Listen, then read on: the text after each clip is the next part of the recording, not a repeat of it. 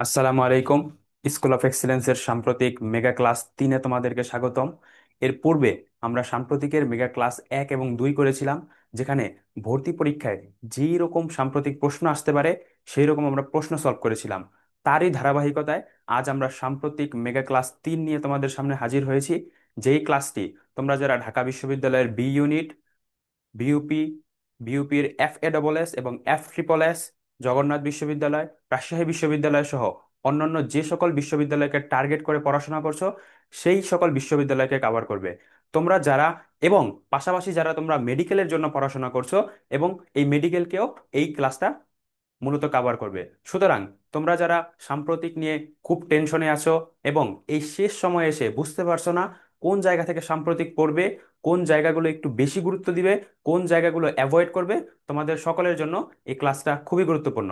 আমরা মূলত এখানে কিছু প্রশ্ন সলভ করব, পাশাপাশি প্রশ্ন সলভের আলোকে এমন কিছু গুরুত্বপূর্ণ তথ্য দেওয়ার তোমাদেরকে চেষ্টা করব, যেটা কি হবে, যেখান থেকে ওই প্রশ্ন রিলেটেড আরো 5টা 7টা প্রশ্ন তুমি জানতে পারবে, যেগুলো তোমার ভর্তি পরীক্ষার জন্য গুরুত্বপূর্ণ হবে।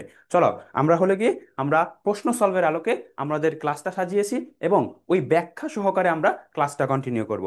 আমরা যদি প্রথম প্রশ্নটা দেখি যে উইপো প্রকাশিত 2025 উদ্ভাবনী সূচকে শীর্ষ দেশ কোনটি? সুইজারল্যান্ড, সিঙ্গাপুর, মার্কিন যুক্তরাষ্ট্র, আইসল্যান্ড। আচ্ছা, এই উইপোটা কি? উইপো হচ্ছে মূলত world intellectual property organisation. World intellectual world intellectual property organisation. এটা মূলত কি? এটা একটা মেধা সম্পদ ভিত্তিক সংস্থা, যেটা মূলত কি করে, যেটা একটা রিপোর্ট প্রকাশ করে মূলত উদ্ভাবনী সূচক নিয়ে। অর্থাৎ কোন দেশ গবেষণা, রিসার্চ ইত্যাদি দিক থেকে এগিয়ে আছে সেই দেশগুলো নিয়ে একটা রিপোর্ট প্রকাশ করে, যাতে কি হতে পারে যে অন্যান্য দেশ বা পৃথিবীর সকল দেশ জানতে পারে গবেষণা বা উদ্ভাবনী দিকে কোন দেশটা মূলত এগিয়ে আছে। এই উইপো 2025 সালে একটা রিপোর্ট প্রকাশ করেছে, উদ্ভাবনী সূচক। এই উদ্ভাবনী সূচকে শীর্ষ দেশ কোনটি? সুইজারল্যান্ড, সিঙ্গাপুর, মার্কিন যুক্তরাষ্ট্র, নাকি আইসল্যান্ড? আচ্ছা, এই উইপো প্রকাশিত 2025 উদ্ভাবনী সূচকে শীর্ষ দেশ হচ্ছে সুইজারল্যান্ড। তোমরা দেখবে যে এই রিপোর্ট, সমীক্ষা, এরকম টপিক থেকে বিভিন্ন বিশ্ববিদ্যালয়ে 1টা থেকে 2টা প্রশ্ন থাকতে দেখা যায় যে এই রিপোর্টগুলোতে শীর্ষ দেশ কোনটি, সর্বনিম্ন দেশ কোনটি এবং বাংলাদেশের অবস্থানটা কততম।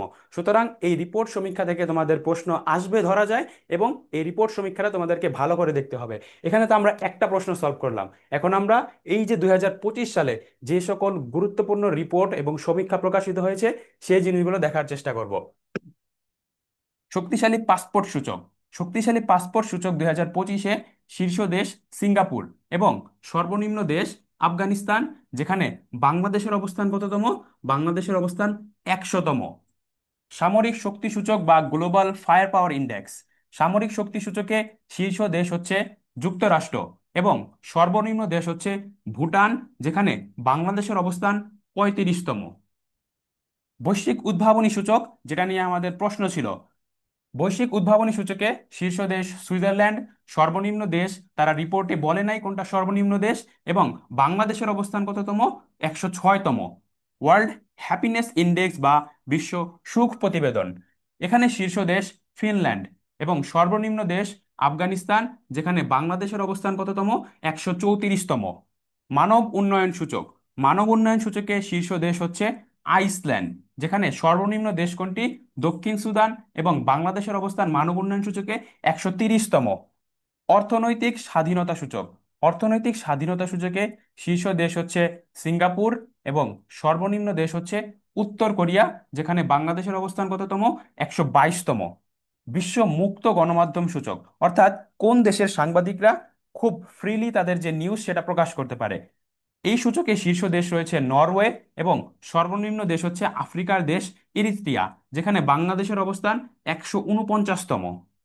লিঙ্গ সমতা সূচক, লিঙ্গ সমতা সূচকে শীর্ষ দেশ হচ্ছে আইসল্যান্ড এবং সর্বনিম্ন দেশ হচ্ছে পাকিস্তান এবং বাংলাদেশের অবস্থান কততম? 24তম। এখানে আরো একটা ইনফো যদি বলি, এই লিঙ্গ সমতা সূচকে দক্ষিণ এশিয়ার ভিতরে বাংলাদেশের অবস্থান প্রথম, অর্থাৎ এই 24তম ভিতরে, অর্থাৎ 1 থেকে 24-এর ভিতরে কিন্তু দক্ষিণ এশিয়ার আর কোনো দেশ নাই। সুতরাং এইভাবে প্রশ্ন আসতে পারে যে দক্ষিণ এশিয়ায় লিঙ্গ সমতা সূচকে শীর্ষ দেশ কোনটি, তখন কিন্তু উত্তর বাংলাদেশ হবে। বৈশ্বিক গণতন্ত্র সূচক, বৈশ্বিক গণতন্ত্র সূচকে শীর্ষ দেশ হচ্ছে নরওয়ে, এবং সর্বনিম্ন দেশ হচ্ছে কোনটি, আফগানিস্তান, যেখানে বাংলাদেশের অবস্থান কততম, 100তম। বৈশ্বিক শান্তি সূচক, শান্তি সূচকে শীর্ষ দেশ কোনটি, শান্তি সূচকে শীর্ষ দেশ হচ্ছে আইসল্যান্ড, এবং সর্বনিম্ন দেশ হচ্ছে সুদান, এবং যেখানে বাংলাদেশের অবস্থান কততম, 123তম। বৈশ্বিক ক্ষুধা সূচক, বৈশ্বিক ক্ষুধা সূচকে শীর্ষ দেশ হচ্ছে সোমালিয়া, আফ্রিকার দেশ সোমালিয়া, এবং সর্বনিম্ন দেশ হচ্ছে আর্মেনিয়া, যেখানে বাংলাদেশের অবস্থান কততম, 85তম। বিশ্বের বাসযোগ্য শহর, বিশ্বের বাসযোগ্য শহরে শীর্ষ দেশ হচ্ছে ডেনমার্কের রাজধানী কোপেনহেগেন, ডেনমার্কের রাজধানী কোপেনহেগেন, এবং সর্বনিম্ন দেশ হচ্ছে সিরিয়ার রাজধানী দামেস্ক, যেখানে বাংলাদেশের অবস্থান কততম, 131তম। এই যে সূচকটা আছে, এই সূচকটা কিন্তু এই বছরের জন্য খুবই গুরুত্বপূর্ণ, কারণ রিসেন্টলি বাংলাদেশের যে ভূমিকম্প হয়েছে, সেখানে ঢাকার যে ইনফ্রাস্ট্রাকচার, অর্থাৎ ঢাকার যে বাড়ি ঘর বা বিল্ডিং বানানো হয়েছে কোনো রকম কোড মেনটেন না করে, কোনো রকম পরিকল্পনা ছাড়া বানানো হয়েছে। সুতরাং এই যে বিশ্বের যে বাসযোগ্য শহর সূচক, যে এখানে ঢাকার অবস্থানটা কততম অথবা বাংলাদেশের অবস্থানটা কততম, এটা কিন্তু এই বছরের জন্য খুবই বেশি গুরুত্বপূর্ণ। তারপরে টেকসই উন্নয়ন প্রতিবেদন, টেকসই উন্নয়ন প্রতিবেদনে শীর্ষ দেশ হচ্ছে ফিনল্যান্ড, এবং সর্বনিম্ন দেশ হচ্ছে দক্ষিণ সুদান, যেখানে বাংলাদেশের অবস্থান কততম, 114তম। এখন এই যে সূচকগুলো আছে, এই সূচকগুলো মনে রাখা একটু কষ্টকর, কিন্তু তোমাদেরকে এই সূচকগুলো একটু দেখে যেতে হবে। সুতরাং তোমরা কি করতে পারো, তোমরা এটা নোট করবে, নোট করার পরে প্রতিদিন 5টা 5টা করে পড়তে পারো। ধরো আজকে 5টা পড়লে, তারপরের দিন আবার ওই 5টা রিভিশন দিবে এবং নতুন করে 5টা পড়বে। আবার কি করবে, তারপরের দিন আবার 5টা পড়বে, আগের 10টা রিভিশন দিবে। এভাবে যখন পড়বে তখন দেখবে যে এই জিনিসটা ইজি হয়ে গেছে তোমাদের কাছে। কিন্তু যদি একসাথে এই জিনিসগুলো পড়তে যাও, তাহলে কিন্তু তোমাদের জন্য এই জিনিসটা খুব কষ্ট হয়ে যাবে। সুতরাং আমাদের যে প্রশ্নটা ছিল উদ্ভাবনী সূচক, উদ্ভাবনী সূচকে শীর্ষ দেশ কোনটা হবে, সুইজারল্যান্ড। সুতরাং এই যে তোমরা যে এইদিকে শীর্ষ দেশগুলোতে একটা টেকনিক আছে মনে রাখার। এখানে যে তুমি যদি দেশগুলোর দিকে তাকাও, যে ফিনল্যান্ড, আইসল্যান্ড, নরওয়ে, আবার আইসল্যান্ড, আবার নরওয়ে, আইসল্যান্ড এবং ডেনমার্ক, এই দেশগুলো কিন্তু মূলত উত্তর ইউরোপের দেশ, যেগুলো তোমাদেরকে বলা হয়েছিল যে মনে রাখতে কি পারো কিভাবে, পয়েন্টস দিয়ে, অর্থাৎ পয়েন্টস দিয়ে। পয়েন্টস বলতে কি বোঝানো হয়েছে, পয়েন্টস বলতে বোঝানো হয়েছে ফিনল্যান্ড, আইসল্যান্ড, নরওয়ে, ডেনমার্ক এবং সুইডেন। এই যে দেশগুলো আছে, এগুলো মূলত স্ক্যান্ডিনেভিয়ান দেশ। এই দেশগুলোই কিন্তু সূচকের দেখবে যে বিশেষ করে শীর্ষ দেশগুলোতে আছে। এই এই দেশগুলো মূলত থাকে, এই যে স্ক্যান্ডিনেভিয়ান দেশ, যেগুলো তুমি মনে রাখতে পারো ফাইন্স দিয়ে। এই ফাইন্স ভুক্ত দেশগুলোই কিন্তু এই যে সূচকগুলো আছে, এই সূচকগুলোর বেশিরভাগ ক্ষেত্রে শীর্ষ দেশগুলো কভার করে।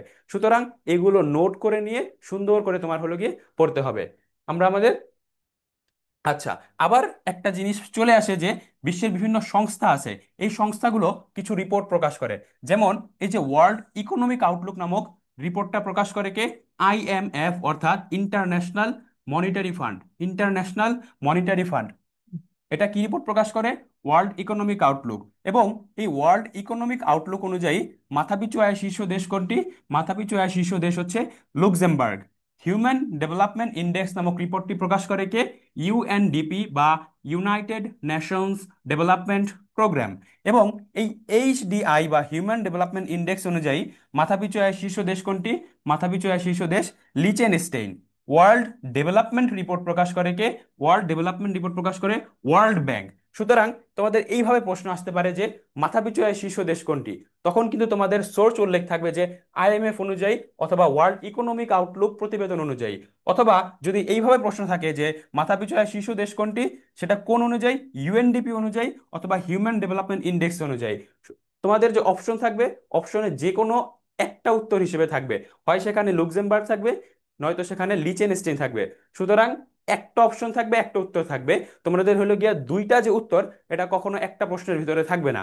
সুতরাং এটা নিয়ে খুব কনফিউশন হওয়ার দরকার নেই, তোমরা এই জিনিসগুলো নিয়ে খুব কনফিউশন হও, এটা নিয়ে খুব কনফিউশন হওয়ার দরকার নেই। তোমাদের একটা একটা অপশন হিসেবে থাকবে, তোমাদের হয়তো সোর্স উল্লেখ করে দিবে, না হলে তোমাদের যে অপশন, অপশনে একটা উত্তর থাকবে। এইটা খুবই কিন্তু গুরুত্বপূর্ণ, কারণ ঢাকা বিশ্ববিদ্যালয় কিন্তু 2022 সালে এই যে এই তথ্যটা দিয়ে দিয়েছিল যে হিউম্যান ডেভেলপমেন্ট ইন্ডেক্স, এটা প্রকাশ করে কে? এটা প্রকাশ করে ইউএনডিপি। সুতরাং এই যে রিপোর্ট সমীক্ষাগুলো, যেগুলো এই যে সংস্থাগুলো প্রকাশ করে, এগুলো একটু দেখতে হবে। তারপর ছিল আমাদের দ্বিতীয় প্রশ্ন, যে আন্তর্জাতিক অপরাধ ট্রাইব্যুনালের চিফ প্রসিকিউটরের নাম কি? আব্দুল মতিন, মাহবুব হোসেন, তাজুল ইসলাম, রফিকুল আলম। আমরা এই প্রশ্নটা সলভ করার আগে আমরা একটু বিস্তারিত ব্যাখ্যায় যাই। যে আমরা জানি যে বিচার কার্যক্রম শেষ হওয়ার পর হাসিনার মৃত্যুদণ্ডের রায় ঘোষণা করা হয় কখন? 17ই নভেম্বর 2025। কখন এই বিচারের রায় ঘোষণা করা হয়? 17ই নভেম্বর 2025। এবং এই যে ট্রাইব্যুনালটা বিচারের রায়টা দিয়েছিল, সেই ট্রাইব্যুনালের সদস্য সংখ্যা ছিল 3 জন। সেই ট্রাইব্যুনালের সদস্য সংখ্যা ছিল কতজন? 3 জন। যেখানে ট্রাইব্যুনাল প্রধান ছিলেন কে? বিচারপতি গোলাম মর্তুজা মজুমদার। এই যে হাসিনার যে মৃত্যুদণ্ডের রায়টা যিনি ঘোষণা করেছেন, তিনি ছিলেন কে? এই যে বিচারপতি গোলাম মর্তুজা মজুমদার। আমরা জানি মানবতা বিরোধী অপরাধে দণ্ডিত হওয়া শেখ হাসিনাকে বিচার কার্যক্রম সম্পন্ন করার জন্য একটা ট্রাইব্যুনাল এটা পুনর্গঠিত করা হয়েছে। এই ট্রাইব্যুনালটা হাসিনা নিজেই করেছিলেন, যেটা সম্প্রতি পুনর্গঠিত করা হয়েছে। এবং হাসিনার যে মামলা, সেই মামলার রায় কিন্তু, অথবা এই মামলার যে তদারকি, এটা কিন্তু এই ট্রাইব্যুনাল করছে। যেটা ট্রাইব্যুনালের সদস্য সংখ্যা কতজন? 3 জন। এবং ট্রাইব্যুনালের প্রধান ছিলেন কে? বিচারপতি গোলাম মর্তুজা মজুমদার। কিন্তু আমাদের প্রশ্ন ছিল যে ওই যে ট্রাইব্যুনালটা, ওই ট্রাইব্যুনালের চিফ প্রসিকিউটর কে? এখন আমাদের জানতে হবে যে প্রসিকিউটরটা আসলে কি। প্রসিকিউটর হলো রাষ্ট্র নিজেদের যে মামলা এটা লড়ার জন্য কি করে? কিছু আইনজীবী নিয়োগ করে, এদেরকেই প্রসিকিউটর বলা হয়। এবং ওই যে আন্তর্জাতিক অপরাধ ট্রাইব্যুনালটা গঠন করা হয়েছে, সেখানে চিফ প্রসিকিউটর কে ছিলেন? সেখানে চিফ প্রসিকিউটর ছিলেন এই যে ভদ্রলোক, এনার নাম কি? মোহাম্মদ তাজুল ইসলাম। এনার নাম কি? মোহাম্মদ তাজুল ইসলাম। তাহলে আমাদের যে প্রশ্নটা ছিল যে আন্তর্জাতিক অপরাধ ট্রাইব্যুনালের চিফ প্রসিকিউটর কে? তাহলে এটা কি হবে? এটা হবে মোহাম্মদ তাজুল ইসলাম। তোমাদের এই যে হাসিনার যে রায়, এখান থেকে কিন্তু একটা প্রশ্ন চলে আসতে পারে যে হাসিনার যে মৃত্যুদণ্ডের রায়, এটা কোন ট্রাইব্যুনাল মামলাটার রায় দিয়েছে? ট্রাইব্যুনালের সদস্য কে ছিল? ট্রাইব্যুনালের প্রধান কে ছিল? সুতরাং এই যে রিলেটেড তথ্যগুলো দেওয়া হয়েছে, এর বাইরে তোমাদের কিছু লাগবে না। তোমরা এই জিনিসগুলো নোট করে নিয়ে পড়ার চেষ্টা করবে। তারপর আমাদের তৃতীয় প্রশ্ন, যে 3-0 তত্ত্বকে নিজেদের মূল কৌশল হিসেবে গ্রহণের অনুমতি চেয়েছে নিচের কোন প্রতিষ্ঠান? ইউনেস্কো, ইউনিসেফ, হু, আইসেসকো। আচ্ছা, এই প্রশ্নটা সলভ করার আগে আমরা একটু ব্যাখ্যা পড়ে আসি। তোমরা অলরেডি এই 3টা প্রতিষ্ঠান সম্পর্কে জানো। ইউনেস্কো, ইউনিসেফ, হু, এগুলো নিয়ে তোমাদের টপিক ভিত্তিক ক্লাসে আলোচনা হয়েছে। তোমরা যেই প্রতিষ্ঠান সম্পর্কে জানো না, সেটা হলো কি? আইসিসকো। এই আইসিসকো সম্পর্কে আমরা একটু জেনে আসি। আইসিসকোর ফুল মিনিং কি?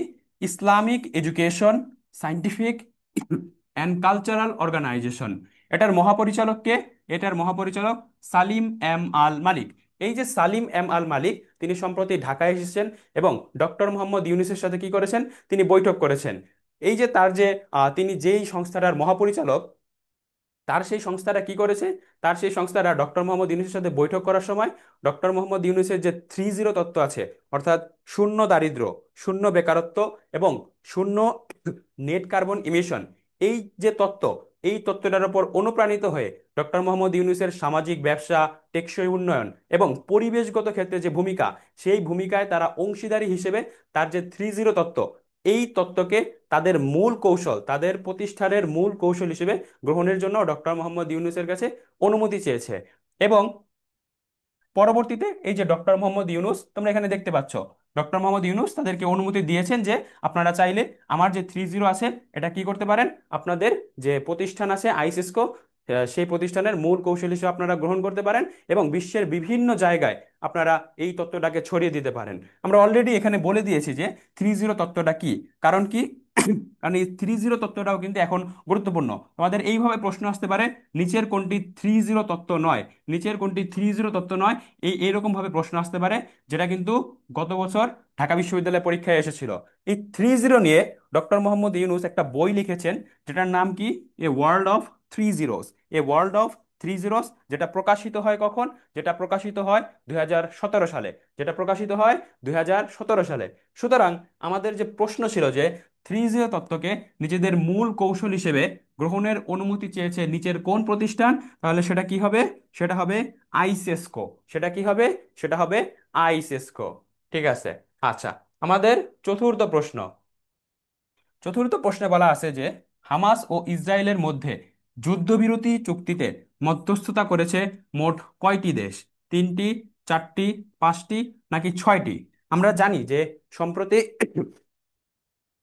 আমেরিকার যে প্রেসিডেন্ট ডোনাল্ড ট্রাম্প, তার যে 20 দফা, সেই 20 দফার ভিত্তিতে মিশরের শারাম আল শেখ অবকাশ উদযাপন কেন্দ্রে, বা সেটাকে বলা হয় কি রিসোর্ট শহর বলা হয়, সেই রিসোর্ট শহরে কিন্তু হামাস এবং ইসরায়েলের মধ্যে যুদ্ধবিরতি চুক্তি স্বাক্ষর হয়েছে।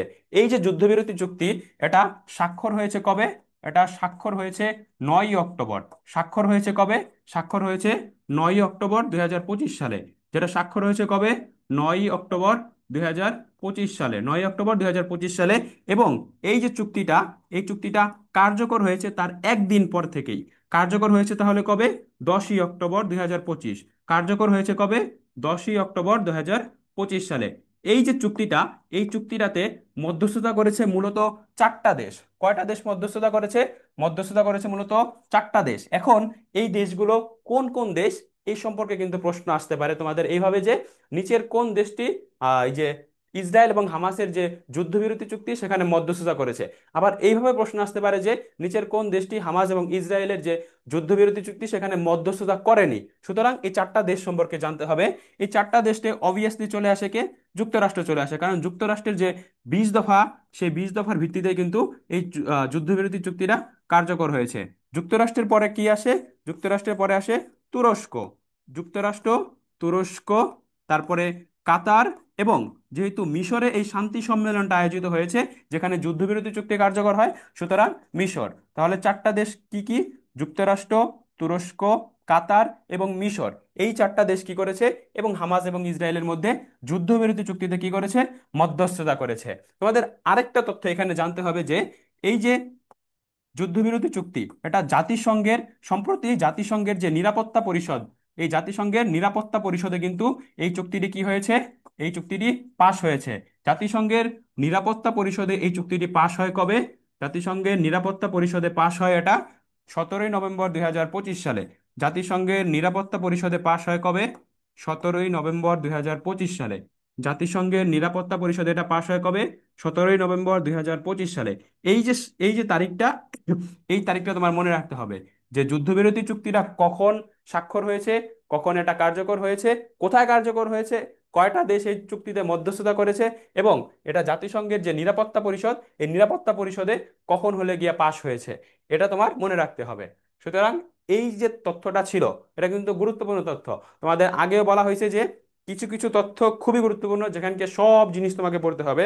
সেটার ভিতরে এই যে মধ্যপ্রাচ্য ইস্যু, যে ফিলিস্তিন এবং ইসরায়েল সংকট, এটা হলো গিয়ে এরকম একটা ইস্যু। তোমার এখানে সব জিনিস ভালো করে দেখে যেতে হবে, কারণ কোন জায়গা থেকে প্রশ্ন দিয়ে দেয় এটা বলা যায় না। এটা গুরুত্বপূর্ণ একটা টপিক। এই যে তথ্যগুলো তোমাদেরকে দিয়েছি, এগুলো দেখলে মোটামুটি কাভার হয়ে যাচ্ছে। আচ্ছা, আর তারপর আমাদের 5 নং প্রশ্নে যাই আমরা।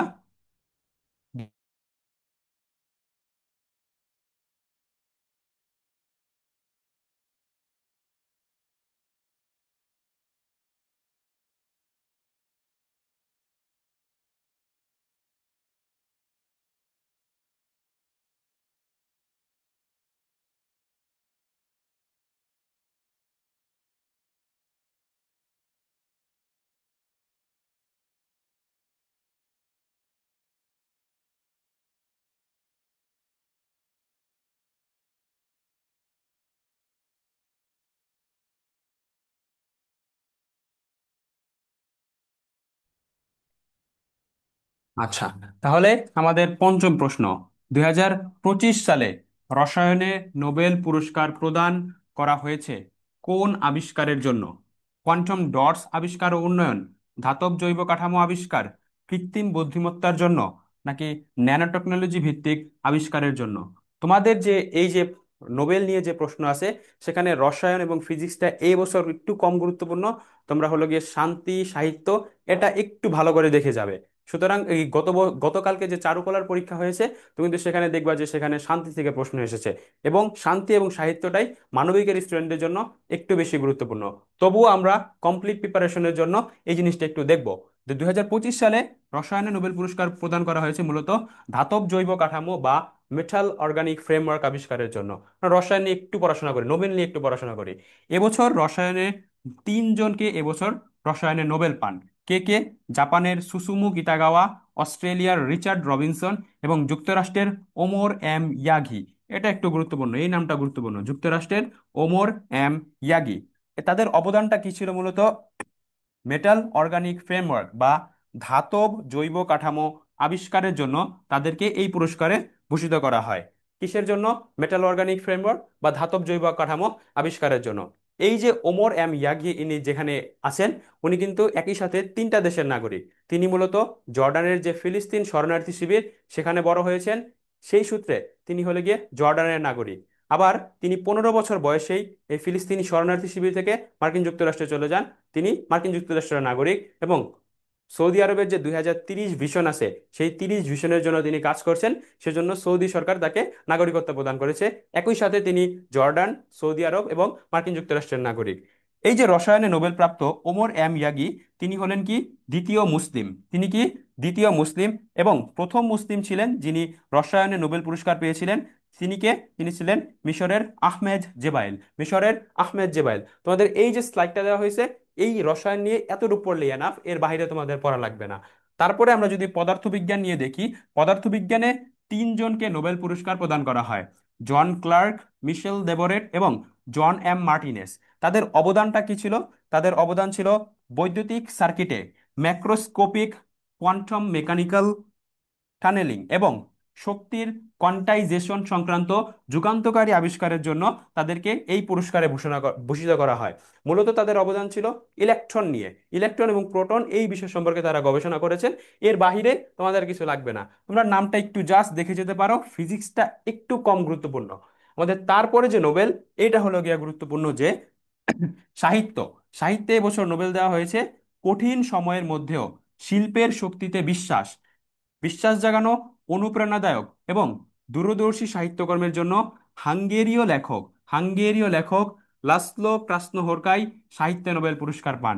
এই যে নামটা কে পেয়েছেন এবং কোন দেশের লেখক, এটা খুবই গুরুত্বপূর্ণ। কি নাম? হাঙ্গেরীয় লেখক লাসলো ক্রাসনোহরকাই। তিনি কিসের জন্য নোবেল পেয়েছেন?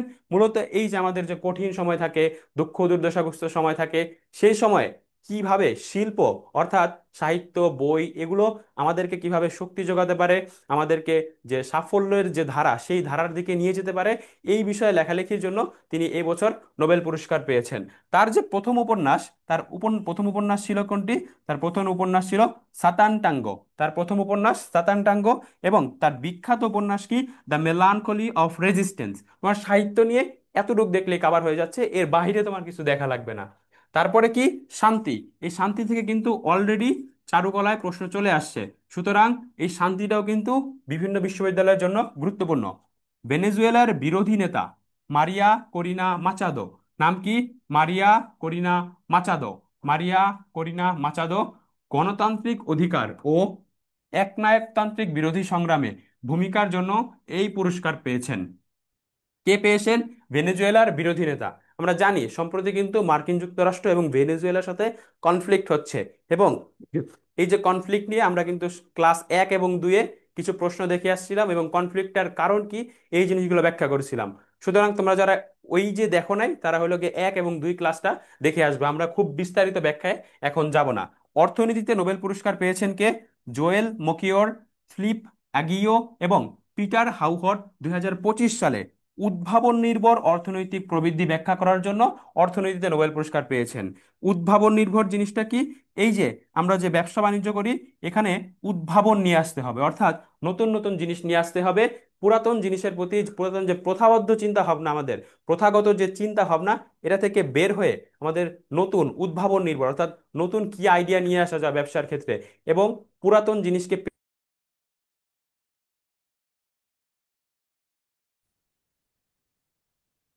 জোয়েল মকিওর, ফিলিপ আগিও এবং পিটার হাউহট 2025 সালে উদ্ভাবন নির্ভর অর্থনৈতিক প্রবৃদ্ধি ব্যাখ্যা করার জন্য অর্থনীতিতে নোবেল পান। উদ্ভাবন নির্ভর অর্থনৈতিক প্রবৃদ্ধিটা কি? মূলত আমাদের যে ব্যবসা বাণিজ্য, সেখানে উদ্ভাবন অর্থাৎ নতুন নতুন আবিষ্কার নিয়ে আসতে হবে। এই নতুন নতুন আবিষ্কার নিয়ে আসলে আমরা যে নতুন নতুন যে আমাদের যে পৃথিবী চেঞ্জ হচ্ছে, পৃথিবীর যে আধুনিকায়ন হচ্ছে, ব্যবসা বাণিজ্যের ক্ষেত্রে যে পরিবর্তন আসছে, সেখানে আমরা টিকে থাকতে পারবো না। সেখানে টিকে থাকতে হলে আমাদের কি করতে হবে? উদ্ভাবন নিয়ে আসতে হবে ব্যবসার ক্ষেত্রে। এই জিনিসগুলো ব্যাখ্যা করার জন্য তারা নোবেল পুরস্কার পেয়েছেন। এগুলো দেখলেই মোটামুটি তোমাদের নোবেলের যে বিষয়টা সেটা হলো গিয়ে কাভার করছে। নোবেল থেকে প্রশ্ন থাকবে, নোবেলের যে শান্তি সাহিত্য, এই এইগুলো হলো গিয়ে তোমাদের যে মানবিকের জন্য এটা গুরুত্বপূর্ণ। ফিজিক্সটা এবং রসায়নটা আগেও বলেছি একটু কম গুরুত্বপূর্ণ, একটু কম গুরুত্বপূর্ণ। আমরা তাহলে আমরা 5 নম্বর প্রশ্ন তো অলরেডি সলভ করেছি। 6 নং প্রশ্ন, 2025 সালে সাহিত্যে নোবেল পুরস্কার লাভ করেছেন কে? আমরা অলরেডি দেখে আসছি। হানকাং, নাকি প্যাট্রিক মোডিয়ানো, লাসলো ক্রাসনোহরকাই, নাকি হারুকি মুরাকামি? তাহলে এটা কি হবে? এটা হবে হাঙ্গেরীয় লেখক লাসলো ক্রাসনোহরকাই, হাঙ্গেরীয় লেখক লাসলো ক্রাসনোহরকাই। আমরা আমাদের পরবর্তী প্রশ্নে যাই। 7 নং প্রশ্ন, ইসরায়েলের ওপর অস্ত্র নিষেধাজ্ঞায় সম্প্রতি কোন ইউরোপীয় দেশে আইন প্রণয়ন করা হয়েছে? ফ্রান্স, জার্মানি, ইতালি, নাকি স্পেন? সম্প্রতি কি হয়েছে? ইউরোপীয় দেশ স্পেনে, স্পেনের পার্লামেন্টে একটা আইন পাশ করা হয়েছে যে তারা আর ইসরায়েলে কখনো কি করবে না? অস্ত্র রপ্তানি করবে না।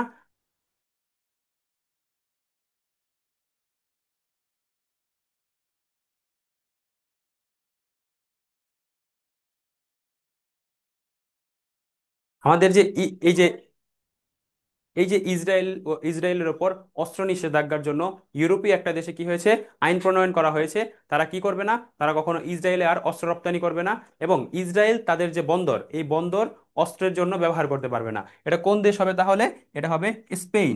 স্পেনের যে পার্লামেন্ট, সেখানে হলো গিয়া ইসরায়েলের ওপর নিষেধাজ্ঞার জন্য আইন প্রণয়ন করা হয়েছে।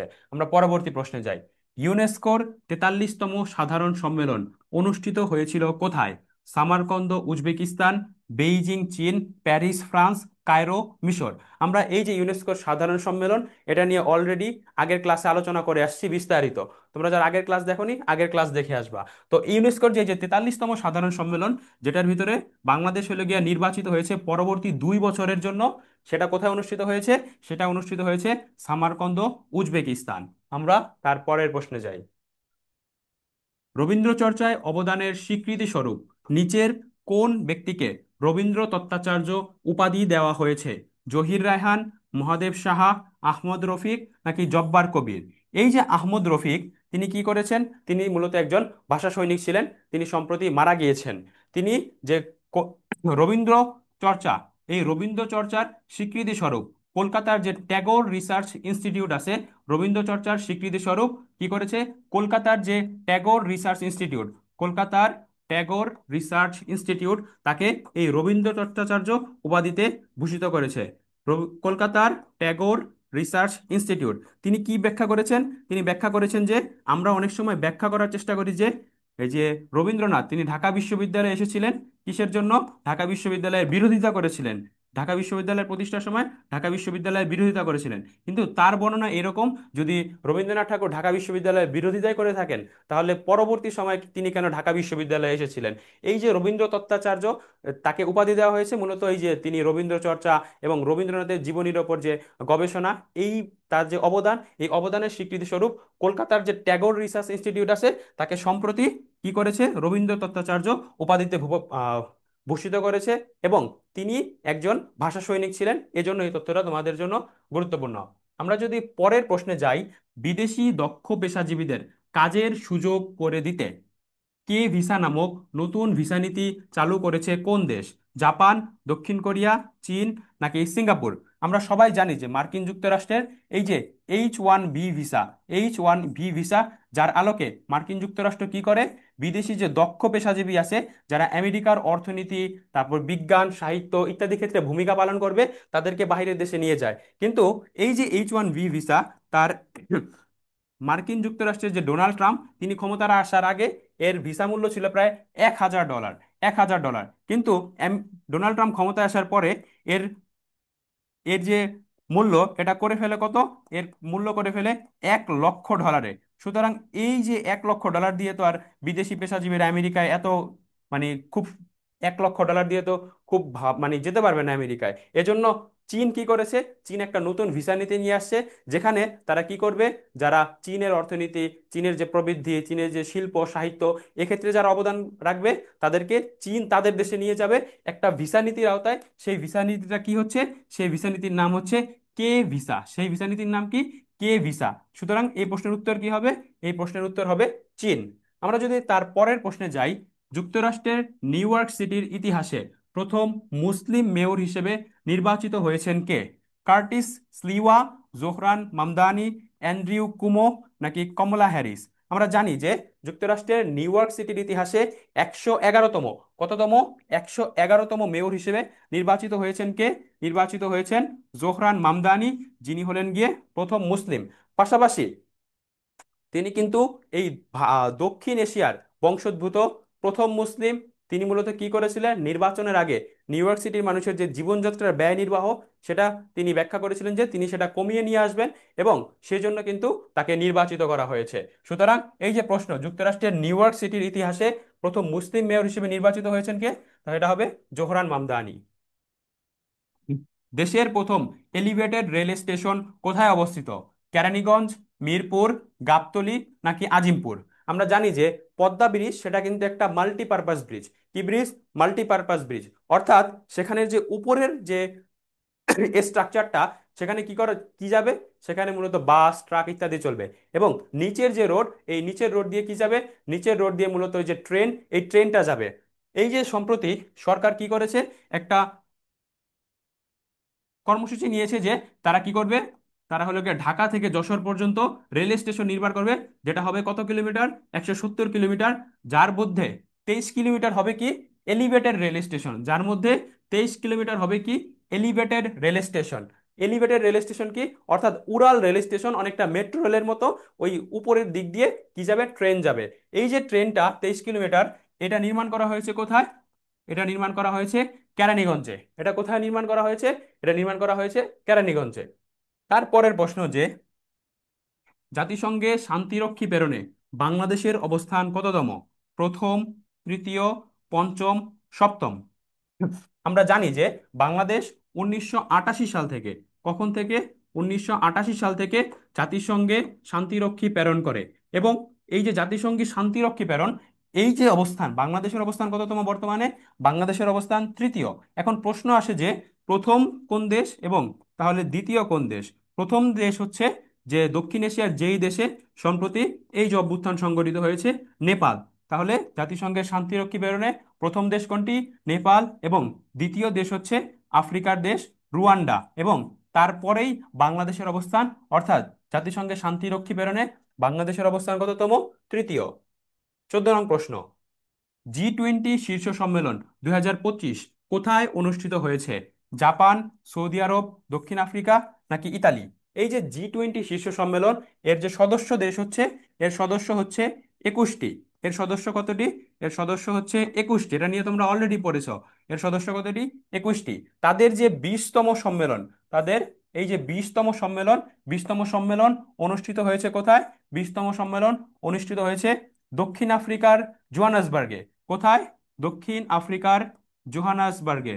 দক্ষিণ আফ্রিকার জোহানেসবার্গে কোথায় অনুষ্ঠিত হয়েছে? দক্ষিণ আফ্রিকার জোহানেসবার্গে। এবং এই রিলেটেড একটা গুরুত্বপূর্ণ তথ্য কি, যে মার্কিন যে যুক্তরাষ্ট্র আছে, মার্কিন যুক্তরাষ্ট্র কিন্তু এই যে জি-20 সম্মেলন, এটা কিন্তু প্রত্যাহার করেছে। মার্কিন যুক্তরাষ্ট্র কি করেছে?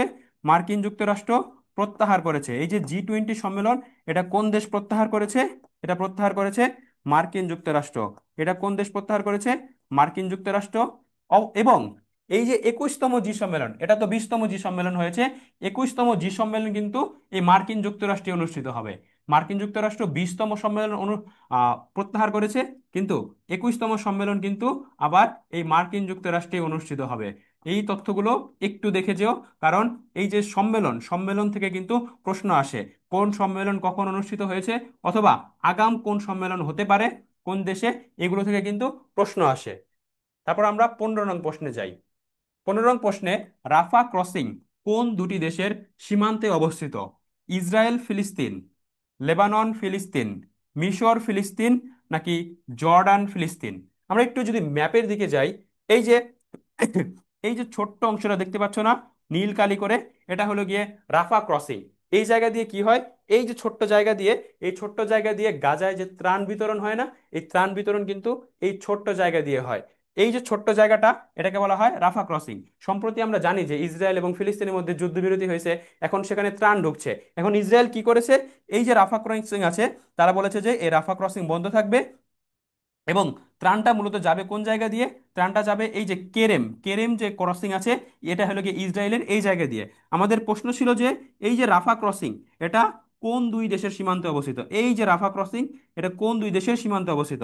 এই যে রাফা ক্রসিং, এর এই দিকে আছে ইজিপ্ট অর্থাৎ মিশর, এবং রাফা ক্রসিং এর অপর দিকে আছে কোনটি, গাজা অর্থাৎ কি, ফিলিস্তিন। সুতরাং এটার উত্তর কি হবে, এই যে রাফা ক্রসিং, এটা মূলত মিশর এবং ফিলিস্তিনের সীমান্তে অবস্থিত, মিশর এবং ফিলিস্তিনের সীমান্তে অবস্থিত। আমরা তারপরের প্রশ্নে যাই, 16 নং প্রশ্নে যাই। সম্প্রতি টি ডোম নামক বহুস্তর বিশিষ্ট আকাশ প্রতিরক্ষা ব্যবস্থা উন্মোচন করেছে কোন দেশ? জাপান, তাইওয়ান, তুরস্ক, নাকি ইসরায়েল? আমরা জানি যে তাইওয়ান এবং এই যে বেইজিং অর্থাৎ কি চীন, এবং তাইপেই অর্থাৎ যে তাইওয়ানের রাজধানী, এই চীন এবং তাইওয়ান নিয়ে কিন্তু একটু ঝামেলা চলছে। এবং এই যে চীন তাইওয়ান নিয়ে ঝামেলার পরিপ্রেক্ষিতে তাইওয়ানের যে প্রধানমন্ত্রী, তিনি কিন্তু নতুন একটা আকাশ প্রতিরক্ষা ব্যবস্থা নিয়ে আসছেন। সেটার নাম কি, সেটার নাম হচ্ছে টি ডোম। অর্থাৎ এই টি ডোম নামক বহুস্তর বিশিষ্ট আকাশ প্রতিরক্ষা ব্যবস্থা কোন দেশের? এটা হলো গিয়ে তাইওয়ানের। এবং এই যে তুরস্ক আছে, এই তুরস্কের কিন্তু আকাশ প্রতিরক্ষার ব্যবস্থার নাম কি, স্টিল ডোম। তুরস্কের আকাশ প্রতিরক্ষা ব্যবস্থার নাম কি, স্টিল ডোম। এবং ইসরায়েলের আকাশ প্রতিরক্ষা ব্যবস্থার নাম কি, আয়রন ডোম। এই যে টি ডোমটা বানানো হয়েছে, এটা কিন্তু আয়রন ডোমকেই ফলো করে বানানো হয়েছে, আয়রন ডোমকে ফলো করে বানানো হয়েছে, যেটা ইসরায়েলের। আমরা তারপরের প্রশ্নে যাই। 17 নং প্রশ্নে, কত সাল পর্যন্ত বাংলাদেশ ইউরোপীয় ইউনিয়নে শুল্কমুক্ত বাণিজ্য সুবিধা পাবে? 2025 সাল পর্যন্ত, 2027 সাল পর্যন্ত, 2028 সাল পর্যন্ত, 2029 সাল পর্যন্ত? আমরা জানি যে রিসেন্টলি এলডিসি থেকে বাংলাদেশ উত্তরণ হবে, এটা নিয়ে খুব আলোচনা হচ্ছে। আমরা আগের ক্লাসে এলডিসি নিয়ে আলোচনা করেছিলাম যে এলডিসি ভুক্ত দেশ কয়টি, বাংলাদেশ কখন বের হবে, সর্বশেষ কোন দেশ বের হয়েছে, তোমরা আগের ক্লাসগুলো দেখে আসবে। তো এই এলডিসি থেকে বের হলে বাংলাদেশ মূলত তিনটা সুবিধা হারাবে। কয়টা সুবিধা হারাবে? তিনটা সুবিধা। একটা হলো জিএসপি সুবিধা, একটা হলো কি সহজ শর্তে ঋণ সুবিধা, সহজ শর্তে ঋণ সুবিধা, সহজ শর্তে ঋণ সুবিধা, সহজ শর্তে ঋণ সুবিধা। এবং তৃতীয় কোনটি? তৃতীয় হচ্ছে কপিরাইট সুবিধা। তৃতীয় কোনটি? তৃতীয় হচ্ছে কপিরাইট সুবিধা। এই তিনটি সুবিধা বাংলাদেশ এলডিসি থেকে যখন বের হবে, তখন হলে গিয়ে হারাবে। এই জিএসপি এর পুনরূপ কি? জিএসপি এর পুনরূপ হচ্ছে generalised system of preference, generalised system of preference. এই যে জিএসপি সুবিধার আলোকে কি করে, ইউরোপীয় কিছু উন্নত দেশ আছে, এই উন্নত দেশগুলো কি করে, মূলত বাংলাদেশকে ট্যাক্স ফ্রি, ট্যাক্স ফ্রি পোশাক রপ্তানির সুযোগ করে দেয়, ট্যাক্স ফ্রি পোশাক রপ্তানির সুযোগ করে দেয়। বাংলাদেশ যখন এলডিসি থেকে বের হবে, তখন এই যে জিএসপি সুবিধা, সেটা কিন্তু তারা হারিয়ে ফেলবে। সম্প্রতি ইউরোপীয় ইউনিয়ন, ইউরোপীয় ইউনিয়ন ঘোষণা দিয়েছে কি, বাংলাদেশ এলডিসি থেকে বের হলেও, বাংলাদেশ এলডিসি থেকে বের হলেও তারা এই যে তাদের যে সুবিধা জিএসপি সুবিধা, এটা কিন্তু তাদেরকে বাংলাদেশকে দিয়ে যাবে। এটা দিয়ে যাবে কত সাল পর্যন্ত? এটা দিয়ে যাবে 2029 সাল পর্যন্ত। এবং ইউরোপীয় ইউনিয়নের ঘোষণার পরপরই জাপান, জাপান ঘোষণা দিয়েছে যে তারাও কি করবে, বাংলাদেশকে এই যে জিএসপি সুবিধা অর্থাৎ জেনারেলাইজড সিস্টেম অফ প্রিফারেন্স সুবিধা বাংলাদেশকে দিয়ে যাবে কত সাল পর্যন্ত? 2029 সাল পর্যন্ত। 18 নং প্রশ্নে, টাইম সাময়িকীর শ্রেষ্ঠ উদ্ভাবন 2025 এ অন্তর্ভুক্ত আইসিডিডিআরবি এর তৈরি বিশেষ খাবারটির নাম কি? পুষ্টি বার, পুষ্টি প্যাক, এমডিসিএফ 2, নাকি খাবার স্যালাইন? সম্প্রতি কি হয়েছে, এই যে আইসিডিডিআরবি, এটা একটা গবেষণা প্রতিষ্ঠান। এটা মার্কিন যুক্তরাষ্ট্রের যে Washington university in saint Louis, এই দুই প্রতিষ্ঠান মিলে গবেষণা করে একটা খাবার নিয়ে আসছে, যেটা কি করে, যেটা যে অপুষ্টিজনিত যে শিশুরা আছে, অর্থাৎ যে অঞ্চলটা একটু দারিদ্র অথবা যে অঞ্চলের মানুষ একটু কম খাবার পায়, সেই অঞ্চলের মানুষদেরকে এই খাবারটা সরবরাহ করবে। এই খাবারটা খাওয়ার ফলে কি হবে, তাদের যে পুষ্টির চাহিদা, এটা খুব সহজেই পূরণ হবে। এই খাবারটার তারা নাম দিয়েছে কি, এই খাবারটার তার নাম দিয়েছে এমডিসিএফ 2, এমডিসিএফ 2, যার ফুল মিনিং কি, মাইক্রোবিওটা। এম এর ফুল মিনিং কি, microbiota, microbiota complementary microbiota documented, microbiota documented complementary food, microbiota documented complementary food, microbiota documented complementary food. এটার আলোকে কি হবে? এটা হলো গিয়ে ওই যে অপুষ্টিজনিত চাহিদা, তারা তাদের কি করবে, এটা অপুষ্টিজনিত চাহিদা পূরণ করবে। এটা মূলত চীনা বাদাম, কাঁচা কলা, সয়াবিন ইত্যাদির মিশ্রিত একটা খাবার। এবং এই যে আইসিডিডিআরবি, তারা কিন্তু আবার একটা আমাদের যে যুগান্তকারী আবিষ্কার, অর্থাৎ এই যে ওটস লাইন, খাবার লাইনের আবিষ্কার, এটা কিন্তু এই যে আইসিডিডিআরবি এটাই করেছিল। সুতরাং তোমাদের এইভাবে প্রশ্ন আসতে পারে যে খাবার লাইন কিন্তু কারা আবিষ্কার করেছিল? এই যে আইসিডিডিআরবি। এবং সম্প্রতি যে খাবারটা আবিষ্কার করেছে তারা, সেটার নাম কি? সেটা হচ্ছে MDCF2, মাইক্রোবিওটা ডাইরেক্টেড কমপ্লিমেন্টারি ফুড। 19 নং প্রশ্নে বলা আছে যে জাতিসংঘের খাদ্য ও কৃষি বিষয়ক সংস্থা FAO এর সদর দপ্তরে ক্ষুধামুক্ত বিশ্ব গঠনে ডক্টর মোহাম্মদ ইউনূস কয় দফার প্রস্তাব দিয়েছেন? 4 দফা, 6 দফা, 8 দফা, নাকি 10 দফা? আমরা জানি যে ডক্টর মোহাম্মদ ইউনূস কিন্তু সম্প্রতি ইতালির রাজধানী রোমে গিয়েছিলেন, এবং যেখানে কিন্তু এই যে FAO এর সদর দপ্তর অবস্থিত, সেখানে গিয়ে তিনি হলো গিয়ে এই যে FAO আয়োজিত একটা প্রোগ্রাম আছে যেটাকে বলা হয় ওয়ার্ল্ড ফুড প্রোগ্রাম। এখানে গিয়ে তিনি হলো গিয়ে কথা বলছিলেন। এখানে গিয়ে কথা, যেহেতু এটা খাদ্য এবং কৃষি বিষয়ক সংস্থা, তিনি কি বলবেন? খাদ্য রিলেটেড কথা বলবেন। এখানে গিয়ে তিনি ক্ষুধা মুক্ত বিশ্ব গঠনে মূলত কি দিয়েছেন? 6 দফা প্রস্তাব দিয়েছেন। কয় দফা প্রস্তাব দিয়েছেন? 6 দফা প্রস্তাব দিয়েছেন, যেখানে তিনি মূলত বলছিলেন যে আমাদের যে SDG গুলো আছে সেগুলো বাস্তবায়ন করতে হবে, যুদ্ধ বন্ধ করতে হবে, তারপর যে আমাদের যে নিষেধাজ্ঞা, এই নিষেধাজ্ঞা বাতিল করতে হবে, বিজ্ঞান ও প্রযুক্তির সহায়তা নিতে হবে, এই রিলেটেড তিনি 6টা দফা দিয়েছিলেন। তারপরের প্রশ্ন, 20 নং প্রশ্ন, সম্প্রতি নো কিংস নামের আন্দোলন ছড়িয়ে পড়েছে কোন দেশে? যুক্তরাজ্য, কানাডা, যুক্তরাষ্ট্র, অস্ট্রেলিয়া। আমরা জানি যে আহ, মার্কিন যুক্তরাষ্ট্রের যে ডোনাল্ড ট্রাম্প, তিনি নির্বাচিত হওয়ার পরপরই একের পর এক সিদ্ধান্ত নিচ্ছেন। প্রথমে তিনি অভিবাসন নীতি যেটা আছে সেটা কঠিন করলেন, এবং গতকালকের নিউজ অনুযায়ী তিনি কি বলেছেন? তিনি বলেছেন যে তৃতীয় বিশ্ব থেকে তিনি আর কি করবেন না, কোনো অভিবাসী নেবেন না। সমকামিতা বাতিল করলেন, তারপর ট্যাক্স আরোপ করা শুরু করলেন। এই যে তার যে সিদ্ধান্ত, এই সিদ্ধান্তের উপর ভিত্তি করে মার্কিন যুক্তরাষ্ট্রের যে নাগরিকরা আছে, তারা কি করেছে? তারা হলো গিয়ে বলেছে যে আমরা গণতন্ত্র রক্ষা করতে চাই, এবং আমরা হলো গিয়ে মুক্ত চর্চা করতে চাই। আমরা এমন কোনো শাসক চাই না যিনি আমাদের ওপর এইভাবে হলো গিয়ে দাপটে সিদ্ধান্ত চাপিয়ে দিবেন, এবং আমরা আমাদের মতামত এটা প্রকাশ করতে পারবো না। সুতরাং এই যে মার্কিন যুক্তরাষ্ট্র আছে, এখানে একটা আন্দোলন ছড়িয়ে পড়েছে। কার বিরুদ্ধে? ডোনাল্ড ট্রাম্পের বিরুদ্ধে। এই আন্দোলনটার নাম কি ছিল? এই আন্দোলনটার নাম ছিল নো কিংস। আমরা কোনো রাজা চাই না, আমরা আমাদের নেতা চাই। আমরা কোনো রাজা চাই না যিনি আমাদের উপর সব কিছু চাপিয়ে দিবেন, এবং তিনি যা বলবেন সেটাই আমাদের কাছে সঠিক মনে হবে, এমন কোনো রাজা আমরা চাই না। সুতরাং এই যে নো কিংস নামক আন্দোলন, এটা ছড়িয়ে পড়েছে কোথায়? এটা ছড়িয়ে পড়েছে মার্কিন যুক্তরাষ্ট্রে। তারপরের প্রশ্নে যাই আমরা। 21 নং প্রশ্ন, সম্প্রতি পাকিস্তান আফগানিস্তান কোন দেশের মধ্যস্থতায় যুদ্ধবিরতি চুক্তিতে সম্মত হয়েছে? সৌদি আরব ও ইরান, আমেরিকা ও রাশিয়া, চীন ও জাপান, কাতার ও তুরস্ক। আমরা জানি যে এই যে চীন এবং আমরা জানি যে আফগানিস্তান এবং যে পাকিস্তান কনফ্লিক্ট, এটা নিয়ে আমরা বিস্তারিত আলোচনা করেছি এর আগের ক্লাসে। সুতরাং আমরা ওই জিনিসগুলো এখন আর আলোচনা করব না। তোমরা আগের ক্লাস থেকে আফগানিস্তান যে পাকিস্তান কনফ্লিক্ট কেন হচ্ছে এগুলো হলে গিয়ে দেখে আসবে। এই আফগানিস্তান এবং পাকিস্তান সম্প্রতি যুদ্ধবিরতিতে চুক্তিতে মধ্যস্থতা করেছে, এবং তাদের যে যুদ্ধবিরতি, এটায় মধ্যস্থতা করেছে কাতার এবং তুরস্ক। তাদের যে যুদ্ধবিরতি, এটাতে কে মধ্যস্থতা করেছে? কাতার এবং তুরস্ক। তারপরের প্রশ্ন, 22 নং প্রশ্ন, জোট সংস্থা আসিয়ান এর 47তম শীর্ষ সম্মেলন কোথায় অনুষ্ঠিত হয়? জোট সংস্থা আসিয়ান এর 47তম শীর্ষ সম্মেলন কোথায় অনুষ্ঠিত হয়?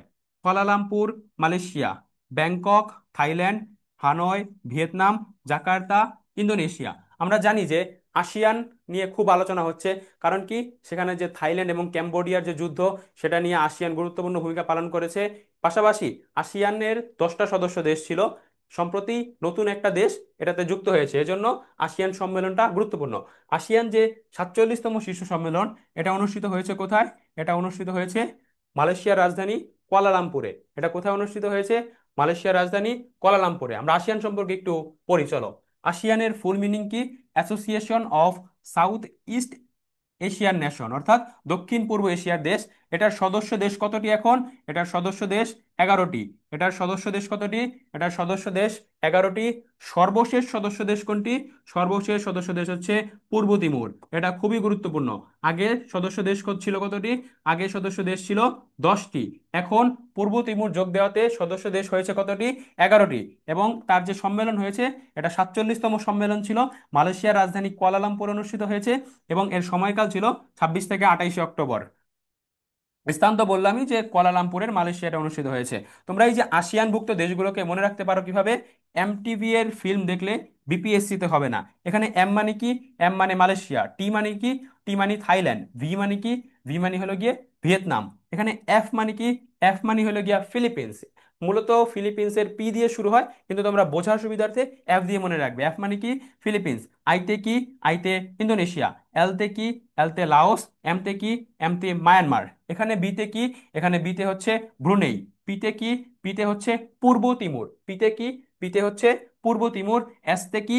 এসতে সিঙ্গাপুর। এবং সিতে হচ্ছে কি? ক্যাম্বোডিয়া। সিতে কি? ক্যাম্বোডিয়া। তোমরা এই যে এক লাইন এক লাইন দিয়ে এই সদস্য দেশগুলো মনে রাখতে পারো। পাশাপাশি আরেকটা গুরুত্বপূর্ণ তথ্য, যে বাংলাদেশ কিন্তু এই যে আসিয়ান এর কিন্তু সদস্যপদ চাইছে। বাংলাদেশ কয়েক বছর ধরে এই সদস্যপদ চাইছে, কিন্তু এটা দেওয়া হচ্ছে না, আলোচনার টেবিলে আছে। বাংলাদেশ কিন্তু এই সদস্যপদটা চাইছে কেন? এই যে মায়ানমার যে রোহিঙ্গাদের যে গণহত্যা, এই রোহিঙ্গা গণহত্যাকে ট্রেস করার জন্য, এটার সমাধানের জন্য কিন্তু বাংলাদেশ এই আসিয়ানের সদস্যপদ চাইছে। সুতরাং এগুলো হলো গিয়া গুরুত্বপূর্ণ। তোমরা এই যে তথ্যগুলো, এই তথ্যগুলো খুব ভালোভাবে দেখে যাবা। আমরা 23 নং প্রশ্নে যাই। 23 নং প্রশ্নে, ইউরোপীয় ইউনিয়ন অন্তর্ভুক্ত কোন দেশের রাষ্ট্রপ্রধান হিসেবে প্রথমবারের মতো কারাগারে যাচ্ছেন নিচের কোন দেশের রাষ্ট্রপতি? Germany, France, Italy, Spain.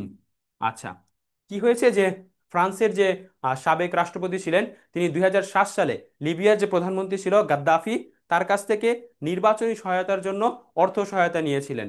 এবং এর জন্য সম্প্রতি ফ্রান্সের আদালত কি করেছে? তার উপর নিষেধাজ্ঞা জারি করেছে এবং তাকে 5 বছরের কারাদণ্ডে দণ্ডিত করেছে। সুতরাং এটার উত্তর কি হবে? এটার উত্তর হবে ফ্রান্স। এটার উত্তর কি হবে? এটার উত্তর হবে ফ্রান্স। 24 নং প্রশ্নে যাই যে, জেন 212 নামক সংগঠনটি সাম্প্রতিক সময়ের কোন দেশের আন্দোলনের সাথে সংশ্লিষ্ট? Morocco, Peru, Nepal, Madagascar. এই 4টি দেশে কিন্তু সাম্প্রতিক সময়ে জেনজি আন্দোলন সংগঠিত হয়েছে। এর মধ্যে এই যে জেন 212, এই যে মরক্কো আছে না, এই মরক্কোর কান্ট্রি কোড হচ্ছে 212। সম্প্রতি মরক্কোতে কি হয়েছে? মরক্কোতে হাসপাতালে চিকিৎসা নিতে গিয়ে একজন নারী মারা গিয়েছেন। পরবর্তীতে কি হয়েছে? তাদের যে জেনজি আছে, তাদের জেনজিরা আন্দোলন করেছে কিসের জন্য? যে আমরা তো জানি যে আগের ক্লাসে আমরা আলোচনা করেছি যে 2030 সালের যে ফিফা বিশ্বকাপ, সেটা কোথায় অনুষ্ঠিত হবে? তার যেই দেশে অনুষ্ঠিত হবে তার মধ্যে মরক্কো একটা দেশ। তো তাদের যে জেনজি, তারা চিন্তা ভাবনা করলো যে আমাদের দেশে এত এত টাকা দিয়ে ফিফা বিশ্বকাপ অনুষ্ঠিত হবে, অর্থাৎ আমাদের এবং আমাদের শিক্ষা ব্যবস্থা, চিকিৎসা ব্যবস্থা ভালো না, আমাদের দেশে এখনো চিকিৎসা নিতে গিয়ে ভুল চিকিৎসায় মানুষ মারা যাচ্ছে। তারপরে কি হয়েছে? তারা অনলাইনে সংগঠিত হয়েছে এবং একটা সংগঠন গড়ে তুলেছে, যেটার নাম কি? জেন 212। কি সংগঠন? জেন 212। এবং তারা অনলাইনে কি করেছে? বিভিন্ন জিনিস হলো গিয়ে সংগঠিত করেছে এবং তারা হলো গিয়ে আন্দোলন করেছে। সুতরাং আমাদের যে প্রশ্নটা ছিল যে জেন 212 নামক সংগঠনটি সাম্প্রতিক সময়ের কোন দেশের আন্দোলনের সাথে সংশ্লিষ্ট, এটা কি হবে? এটা হবে মরক্কো। এটা কি হবে? এটা হবে মরক্কো। আমরা তারপরের প্রশ্নে যাই। 25 নং প্রশ্নে বলা আছে যে, জুলাই জাতীয় সনদ কবে স্বাক্ষরিত হয়? 15ই অক্টোবর 2025, 12ই অক্টোবর 2025, 10ই অক্টোবর 2025, 17ই অক্টোবর 2025। আমরা জানি যে ঐক্যমত কমিশন গঠন করা হয়েছে। এই ঐক্যমত কমিশনের 84টা সংস্কার প্রস্তাবের ভিত্তিতে জুলাই জাতীয় সনদ তৈরি করা হয়েছে। তারপরে কি হয়েছে? এই যে জুলাই জাতীয় সনদটা, এটাকে স্বাক্ষর করার জন্য বিভিন্ন রাজনৈতিক দলের নেতারা আসছিলেন। এবং এই যে জুলাই জাতীয় সনদটা, এটা স্বাক্ষর করা হয়েছে কবে? 17ই অক্টোবর।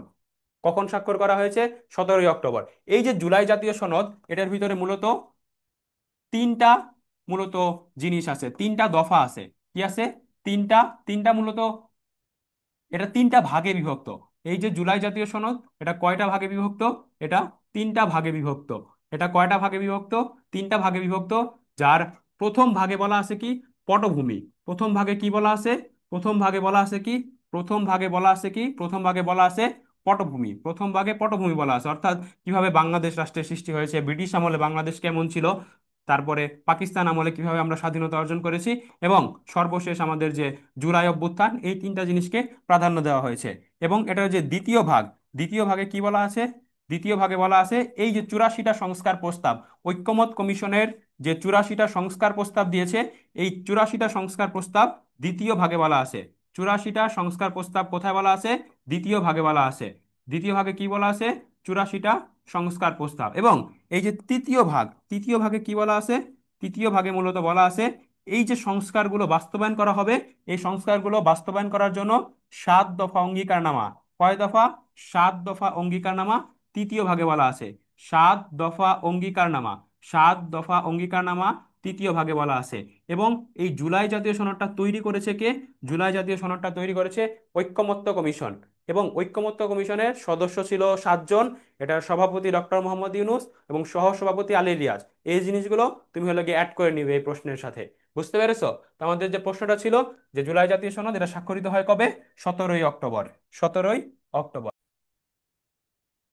26 নং প্রশ্নে বলা আছে সম্প্রতি আলোচিত এল ফাশের শহর কোন দেশে অবস্থিত? সুদান, ফিলিস্তিন, মাদাগাস্কার নাকি পাকিস্তান? আমরা একটু ম্যাপে যাই। এই যে ম্যাপ আছে, এখানে মূলত কোন দেশ অবস্থিত? সুদান। এই যে সুদানের যে এল ফাশের শহর, তোমরা জানো যে এখানে মূলত কি হয়েছে, তাদের দেশের যে সেনাবাহিনী, তাদের দেশের সেনাবাহিনী, তাদের দেশের সেনাবাহিনী এবং তাদের দেশের যে প্যারামিলিশিয়া বাহিনী আছে, RSF, যার নাম কি RSF, তাদের দেশের প্যারামিলিশিয়া বাহিনী, এই দু- দুই দলের সাথে মূলত সংঘর্ষ হয়েছে। এই দুই দেশ দলের সাথে সংঘর্ষটা হয়েছে কোন জায়গায়? মূলত এই যে এল ফাশের শহরকে কেন্দ্র করে। সুতরাং এবং সেখানে কিন্তু একটা গণহত্যা সংঘটিত হয়েছে, প্রায় হাজার খানেক মানুষ সেখানে হলে গিয়ে মারা গিয়েছে কিছুদিনের ভিতরে। সুতরাং আমাদের যে প্রশ্ন ছিল সম্প্রতি আলোচিত এল ফাশের শহর কোন দেশে অবস্থিত, এটা হবে কি? এটা হবে সুদান। 27 নং প্রশ্নে সম্প্রতি একটি বিদ্রোহের সাথে সম্পর্কিত মে 13 চত্বর কোথায় অবস্থিত?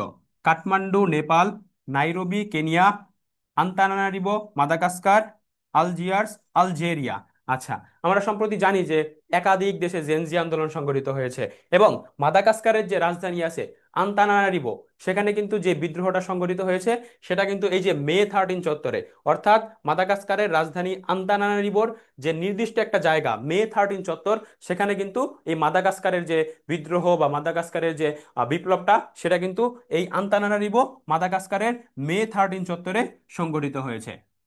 28 নং প্রশ্নে যাই আমরা। সম্প্রতি মিশরের সর্বোচ্চ রাষ্ট্রীয় সম্মাননা the Honour of the Nile এ ভূষিত হয়েছেন কে? Joe Biden, Barack Obama, Vladimir Putin, Donald Trump. আমরা অলরেডি আলোচনা করেছি যে ডোনাল্ড ট্রাম্প কি করেছেন, যে গাজায় যুদ্ধবিরতি চুক্তি, সেটাকে বন্ধ করার জন্য 20 দফা প্রস্তাব দিয়েছেন। এবং এই 20 দফার জন্য এবং গাজায় যুদ্ধবিরতি বন্ধ করার জন্য মিশরের যে প্রেসিডেন্ট আছে আব্দুল ফাত্তাহ সিসি, তিনি কি করেছেন? ডোনাল্ড ট্রাম্পকে একটা উপাধিতে ঘোষণা করেছেন। কি উপাধি? এটা কি? তিনি উপাধি দিয়েছেন the Honour of the Nile. এই যে উপাধি, এই উপাধিতে এবং রাষ্ট্রীয় সম্মাননায় তাকে কি করেছেন? ভূষিত করেছেন। সুতরাং এটা কি হবে? এটা হবে ডোনাল্ড ট্রাম্প। 29 নং প্রশ্নে বাংলাদেশে প্রথমবারের মতো স্বীকৃতিপ্রাপ্ত কার্বন নিউট্রাল শিশুর নাম কি? আয়ান খান রুহাব, আরিফ হাসান, সাইদ মাহমুদ নাকি আধাবি? ওকে, আমরা জানি যে এই যে যেখানে ইনি আছেন, এর নাম কি? আয়ান খান রুহাব। তিনি সাতক্ষীরায় জন্মগ্রহণ করেছেন এবং তার যে বাবা মা কি করেছেন, তার জন্ম হওয়ার আগেই কিছু গাছ রোপণ করে দিয়েছেন, যাতে সে তার জীবদ্দশায় যে যে কার্বন ডাইঅক্সাইডটা সে বের হবে, যাতে ওই গাছগুলো হলে গিয়ে শোষণ করে নিতে পারে। এটাকেই বলা হয় কার্বন নিউট্রাল। সুতরাং এই যে আয়ান খান রুহাব, তিনি কি হিসেবে স্বীকৃতিপ্রাপ্ত হয়েছেন? বাংলাদেশের প্রথম কার্বন নিউট্রাল শিশু। এবং এই যে আধাবি আছে, এই আধাবি হলে গিয়ে ভারতে জন্মগ্রহণ করেছেন। আধাবি কোথায় জন্মগ্রহণ করেছেন?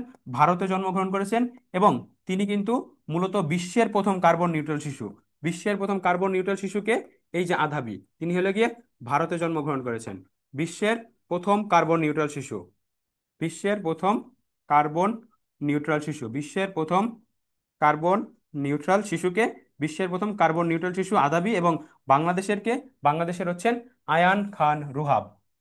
30 নং প্রশ্নে যাই আমরা। যুক্তরাজ্য ভিত্তিক হেনলি পাসপোর্ট সূচক 2025 অনুযায়ী বিশ্বের শক্তিশালী পাসপোর্ট সূচকে শীর্ষ দেশ কোনটি? জাপান, সিঙ্গাপুর, জার্মানি নাকি যুক্তরাজ্য? এটা অলরেডি আমরা হইলি যে আগে যে প্রথম প্রশ্ন ছিল যেখানে সূচক সমীক্ষা, সেখানে হলো কি আমাদের পাসপোর্ট সূচকটা ছিল। ওই পাসপোর্ট সূচকে শীর্ষ দেশ কোনটি?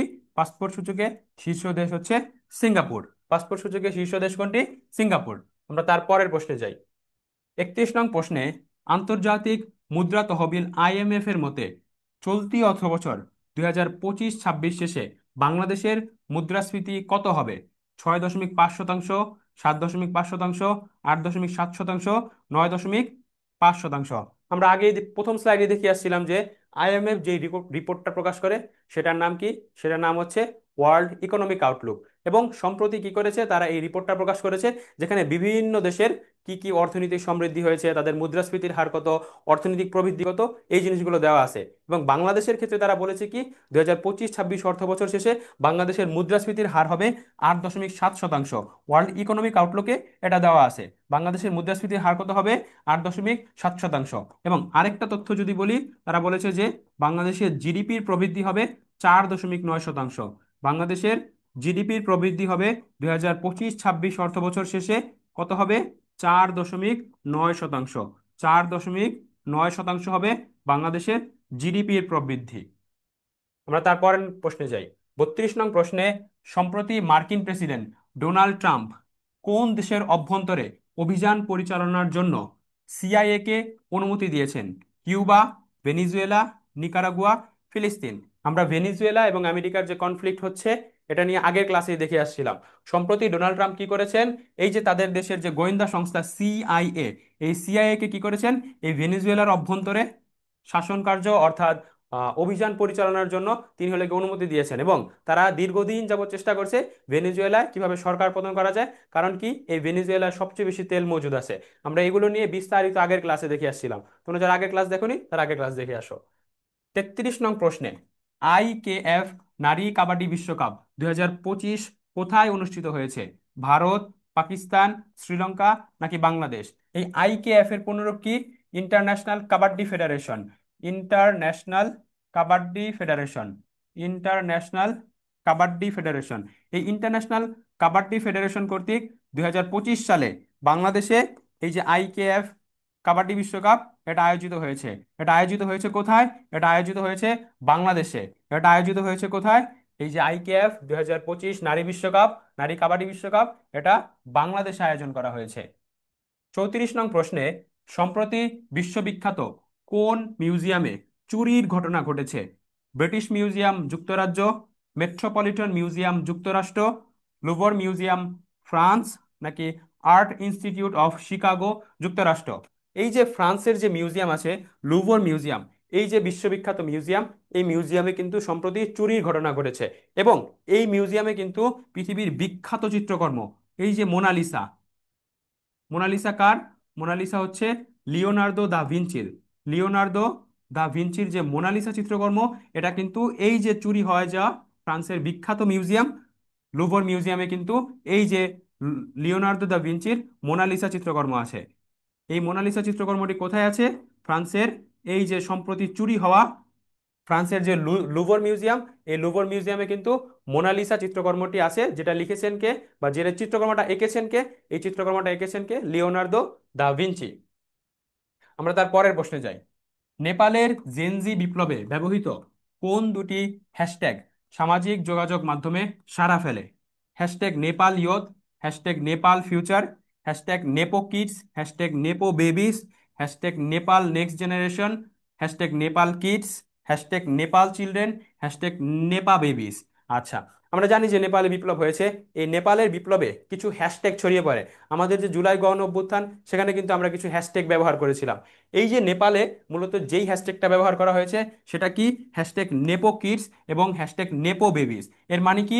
এর মানে হলো গিয়া নেপোটিজম। নেপালে কি হয়েছিল? নেপালে যে রাজনৈতিক নেতারা ছিল তারা কি করত? তাদের ছেলে মেয়েদের বাইরে পড়াশোনা করতে পাঠিয়ে দিত। এবং যখন পড়াশোনা শেষ হতো তারা আবার নেপালে চলে আসতো। নেপালে চলে এসে ওই যে নেতার ছেলে আবার নেতা হতো। এই যে এই জিনিসগুলোকে নেপালের যে জেনজিরা সেটা আইডেন্টিফাই করেছে কিভাবে? এই যে নেপো কিডস এবং নেপো বেবিসের নামক হ্যাশট্যাগের মাধ্যমে। যেটা এসেছে মূলত কি থেকে? নেপোটিজম থেকে। অর্থাৎ আমরা সারা জীবন কষ্ট করতেছি এবং আমরা নেতা হতে পারতেছি না। নেতা হচ্ছে কারা? ওই নেতার ছেলে নেতা হচ্ছে।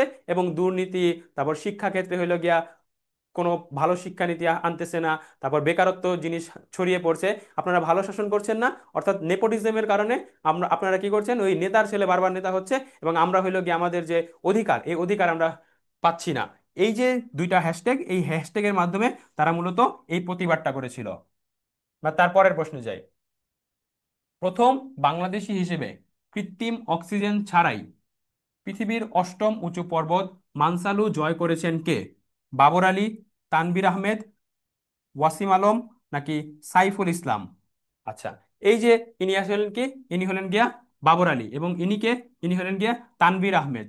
তারা দুইজন সম্প্রতি কি করেছেন, পৃথিবীর যে অষ্টম বৃহত্তম পর্বত মানসালু, এটা হলে গিয়ে জয় করেছেন। তারা দুইজন একদিন আগে পরে জয় করেছেন। এর ভিতরে বাবর আলী কি করেছেন, বাবর আলী হলো গিয়ে কৃত্রিম অক্সিজেন ছাড়া, কোনো রকম অক্সিজেন না নিয়ে এই যে মানসালু পর্বত, এটা হলো গিয়ে জয় করেছেন। সুতরাং আমাদের উত্তর কি হবে, উত্তর হবে বাবর আলী। উত্তর কি হবে, উত্তর হবে বাবর আলী। আমরা তার পরের প্রশ্নে যাই। সম্প্রতি জাতিসংঘের young women for biosecurity fellowship 2025-এর জন্য নির্বাচিত হয়েছে কোন বাংলাদেশি? শারমিন সুলতানা, তানজিলা হক, মারজানা আক্তার, নাকি সাইমা রহমান? এই যে তোমরা ছবিতে যাকে দেখতে পাচ্ছ, তার নাম কি? তার নাম হচ্ছে মারজানা আক্তার, যিনি সম্প্রতি জাতিসংঘের যে young women for biosecurity fellowship, এটার জন্য মূলত নির্বাচিত হয়েছেন। তিনি 193টা দেশের মধ্যে 10টা দেশকে নির্বাচন করা হয়। এই 10টা দেশের মধ্যে বাংলাদেশ থেকে তিনি নির্বাচিত হয়েছেন। কিসের জন্য? তিনি মূলত যে পোলট্রি খামার আছে, সেখানে রোগটা কিভাবে ছড়ায় পোলট্রি খামারে, সেই জিনিসগুলোকে আইডেন্টিফাই করার জন্য, এই রিলেটেড গবেষণার জন্য তিনি হলো গিয়ে 193টা দেশের মধ্যে বাংলাদেশ থেকে মোট 10 জনকে নির্বাচন করা হয়েছে, বাংলাদেশ থেকে তিনি নির্বাচিত হয়েছেন। এবং 2026 সালে তাদের যে সম্মেলন হবে জেনেভায়, সুইজারল্যান্ডের যে রাজধানী জেনেভায়, এই জেনেভায় তিনি কিন্তু বাংলাদেশের পক্ষ হয়ে বক্তৃতা রাখবেন। সুইজারল্যান্ডের জেনেভায় যে কি হবে, তাদের এই যে ইয়াং ওমেন ফর বায়োসিকিউরিটি ফেলোশিপের তাদের যে সম্মেলন হবে, এই সম্মেলনে বাংলাদেশের পক্ষে হয়ে তিনি কি করবেন, বাংলাদেশের পক্ষে হয়ে তিনি প্রতিনিধিত্ব করবেন। আমরা তারপরের প্রশ্নে যাই। 38 নং প্রশ্ন। ফিলিস্তিনের নেলসন ম্যান্ডেলা নামে পরিচিত কোন ব্যক্তি? ইসমাইল হানিয়া, মোহাম্মদ দাহলান, মারওয়ান বারঘুতি, আহমেদ ইয়াসিন। নেলসন ম্যান্ডেলা কি করেছিলেন? নেলসন ম্যান্ডেলা দক্ষিণ আফ্রিকার বর্ণবাদ নীতির প্রতিবাদে দীর্ঘ কারাজীবন ভোগ করেছিলেন।